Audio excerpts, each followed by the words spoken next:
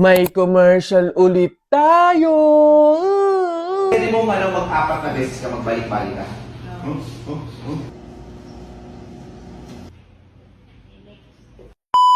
Howdy mga human beings! So ayun, meron ulit tayong commercial. Again, thank you so much sa kanya at sa mga pumili ulit sa akin. Hindi ko muna sasabihin kung anong brand to kasi bawal pa. Kailangan munang mapalabas or ma-launch yung commercial. First day of shoot namin is March 9. So ngayong March 7, Friday, magkakaroon muna kami ng workshop, fitting, and makeup look test. Samahan nyo ako. Skin prep ako, naglalagay ako ng mga pang skincare. Kasi syempre parang nakakahiya, haharap ka na naman sa mga camera, sa mga madaming ilaw. Kahit paano, mabawasan man lang yung sumpa sa mukha ko, ganun. By 11:30 nasundo na ako ng service. Imagine galing pa siyang Manila, sinundo ako dito sa Cavite. Grabe po yung special treatment. Thank you po.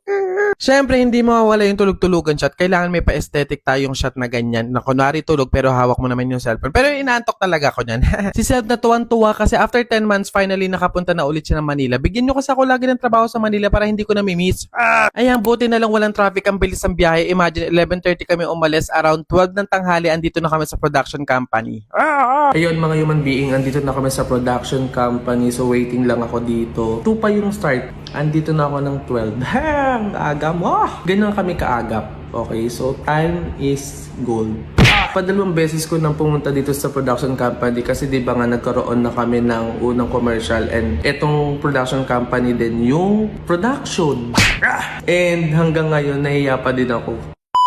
Ayun, dumating na yung tubig namin kasi tinanong kami dito kung ano namin gustong kainin or inumin. So sobrang hiya namin, sabi ko tubig na lang.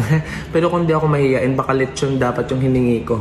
Ready na yung wardrobe. Ito yung mga damit na susukatin namin isa-isa para malaman kung ano talaga yung final na susuotin namin sa commercial. So dito naman mga human being, nag-start na yung workshop namin with Direct Lyle. So dito hindi ko pwede ipakita ko sino yung mga kasama ko sa commercial. Antayin nyo na lang yung short vlog ko na behind the scene or yung mismong commercial. Ayan mga human being, after ng workshop and ng fitting, hindi muna ako umuwi ng Cavite kasi maaga natapos. Sayang naman yung pagpunta ng Manila kaya gumala na lang ako, hindi na ako sumabay sa service, nag-commute na lang ako. Ayun, gumala lang kami sa MOA, kumain, then umuwi na. Bugs na kauwi na ako. Grabe naman yung itsura. Pagod na sa biyahe. So ayan mga human being, bago ko tapusin tong short vlog na to, aasahan ko kayo na please kapag nailabas na or na-launch na yung TV commercial, napapanood nyo na siya sa mga television, nakikita nyo na siya sa ads, please human being, support. Ayun lang, thank you for watching, send and receive good vibes. See you on my next video content. Love, love. Mwah, mwah, mwah. Ano kaya kayo namatay nito, no? Gagi, ang ganda ng libingan nito. Halata mo mayaman, no? May aircon kaya to or ano? Electric fan. 2022 siya namatay, 23, 24, 25. 3 years na siyang patay, te. December 3, 2000. Ka-birthday ko pa to, oh. Uy, kaapelido ko pa, oh. Sino to? Hindi ko to kilala. Uy, bata pa to, oh. Lakawawa. Yan, picture lang ng picture guys. Ako lang to. Oh. Pak! Boo! Dito naman. Yeah. Ang tatamad nyo talaga, oo. Wala man lang makatulong sa akin dito. Wala man lang makapagtimpla sa akin ng kape. Talaga nakakalimutan talaga dito. Ano yun? Panaginip lang pala. Pogi ko na dun. Artistahin na ako dun eh. Hoy, Budang, kakagising mo lang naman. Tignan mo nga yung bill dyan. Kakarating lang. Bayarin na naman yan. Ito?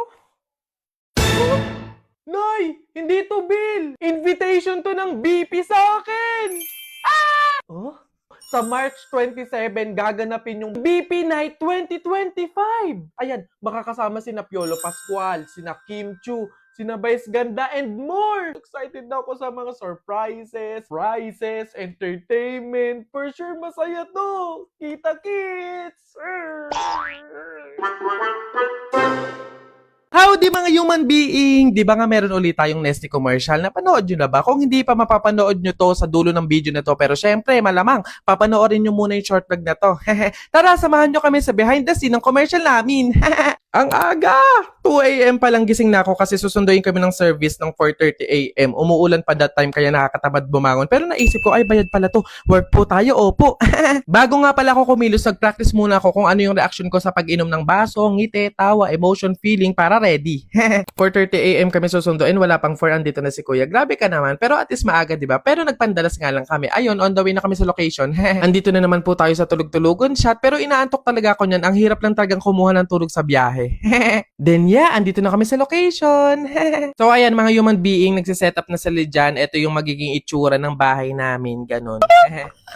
Ayan mga human being, so andito na kami sa set, sa location ko saan dito i-shoot yung TV commercial and kinilig ako bigla kasi na-recognize ko habang tinitignan ko yung set, yung place. Sabi ko, dito nag-shoot yung Breadwinner movie ni Vice Ganda. Fun na fun pa naman ako nun. Kaya nga 2 beses ko yung pinanood eh. Tingnan nyo, ito yung bakery nila. Ayun. Dito talaga yun. Kinikilig talaga ako. Ang saya-saya ko. Imagine makikita ko siya in person. Ito yung pinakagusto ko sa lahat. Yung pa-breakfast, yung pakain. Ganun. So meron silang danggit, tosino, pipino, fried rice, sausawan, tapos champurado. Ito yung nilulook forward sa mga shoot.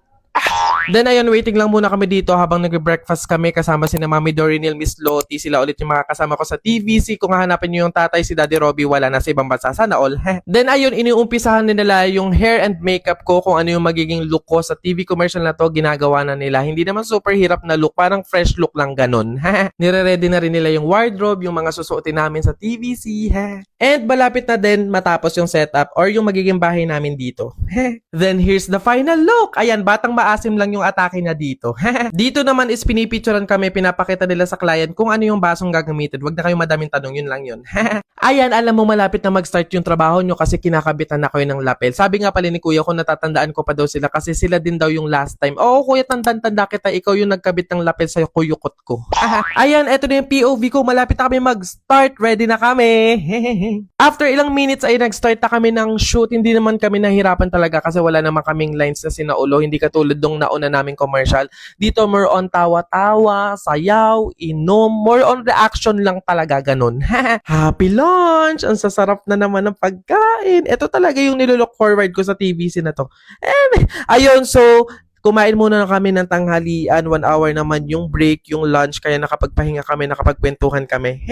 At nagpapatuloy po tayo sa pagtatrabaho. Ayan, sa shot na to, dapat dugyot kami, maasim, pawis na pawis, ganun. Kaya ayan, pinapaliguan kami. Ito yung pinaka-favorite kong part kasi malamig, hindi ko ramdam yung init ng panahon. Once again, umiral na naman ang pagpapapansin natin, ang pagpapakyut, ang pagpifeeling. Siyempre, nasa camera ka na, nakatutok na sa'yo yung camera, sa'yo na yung shot. Hindi ka ba magpapapansin? Ba't may pagkain? Nag-abala pa kayo? Okay lang naman po ako. Ayun, so break time. Kain lang kami dito ng merienda. Huwag kayong mag-alala, kompleto dito. Hindi kami pinapabayaan. May umagahan, tanghalian, hapunan. Hintayin natin yung dinner. Babad po muna tayo dito sa aircon. Opo, mainit naman talaga yung panahon kasi summer. Tapos ang dami pang ilaw na nakatapat sa'yo. Eto na nga yung solo shot na pinakahihintay natin. So green screen na setup. First time ko lang yan. Malalaman nyo kapag napanood nyo na yung commercial sa dulo na short vlog na to kung bakit may green screen. Hindi ko alam kung nakailang shot ako, nakailang take, nakailang tungga ng Nesty. Pero kinaya naman kasi bilang isang commercial model. Basta yun, kinaya naman. Dito parang refreshing look lang, refreshing shot sa pag-inom ng Nesty. 2004, 2005, go! Yeah! Cut! Beautiful playback! And that's a wrap! Ayan, 9 PM na kami nakapag-pack up, ginabi na, nakakapagod. Pero syempre happy kasi blessed tayo, binigyan ulit tayo ng work, panibagong experience, achievement in life. Kaya patuloy palagi ang pagpapasalamat kay agency, kay client, kay brand sa patuloy na suporta at pagtiwala po sa amin. We promise naman na patuloy namin ibibigay yung 100% best namin sa mga work na binibigay niyo po. Once again, thank you so much! Then yeah, ayun, sinundo na kami ulit ng service para ihatid pa uwi, malamang. Nakauwi na ako. Grabe, alas 12 na ako ng madaling araw nakauwi and tinake out ko na lang tong dinner dapat nakakainin namin dun sa set. Actually, 5 to. Init! Init, feel it, it! I-bottomless! I-bottomless! Sa Channel with Nesty! Nesty Bottomless Smile! Si Justin nga pala, friend ko. Yung pinakilala ko sa inyo nung isang araw. Hi po, tita. Dito siya matutulog. Gagawa kami research. Ay sus, best friend. Tapos may maririnig akong uwal sa madaling araw. Mama, nakakaya kay Justin. Nako, Jennifer.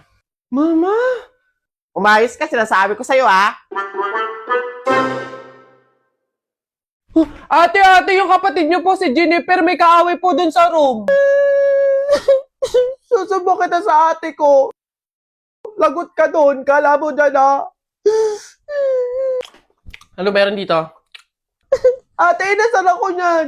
May putok daw ako tapos ang dami ko daw kuto. Siya naman po kasi yung nauna eh. Sabi niya wala daw akong nanay tapos Gatorade daw yung tubigan ko. Hoy, ikaw. Kilalanin mo binabangga mo Hindi mo kami kilala. Umayos ka, sinasabi ko sa'yo. Susubukan na sa nanay ko.